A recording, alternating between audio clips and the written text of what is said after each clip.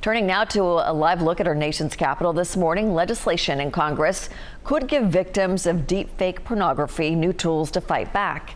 These images and videos use artificial intelligence to depict real people, often without their consent. Taylor Swift recently became one of the latest victims of these fakes when sexually explicit images of her were used and they were fake on social media. And Washington correspondent Jackie DeFusco joins us live this morning with much more on this growing problem. Jackie, good morning. Hey, good morning, Leticia. These days, deepfakes are just a few clicks away, and it's not just celebrities like Taylor Swift who are being targeted here. As artificial intelligence is becoming more accessible, I'm told that cases involving average Americans are skyrocketing. Omni Miranda Martone recently became a victim of the very problem they've been working to fix. Made me feel like somebody was trying to silence me. I was mad at the work that we're trying to do. The founder of the Sexual Violence Prevention Association was depicted in a deepfake pornographic photo posted on social media. As a survivor of sexual violence, it's very triggering because this does go against, my consent and my autonomy to my body. But right now, Martone says federal law is failing to protect victims of these AI-generated images and videos. There is no federal law addressing non-consensual deepfake pornography. There's no federal law addressing deepfake pornography in general. A new bipartisan bill in the Senate could change that by allowing victims to seek relief in civil court.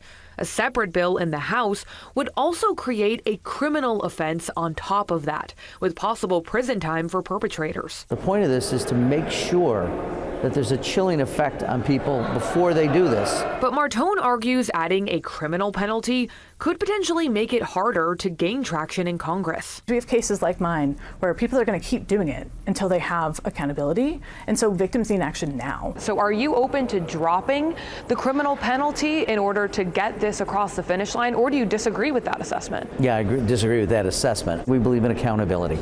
And when someone does something as awful as this, I think most people would say, yeah, there ought to be a criminal penalty associated with doing that.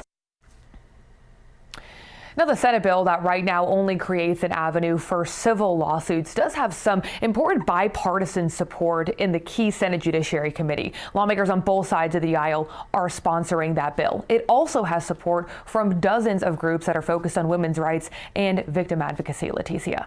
And Jackie, who would be held accountable under this proposal?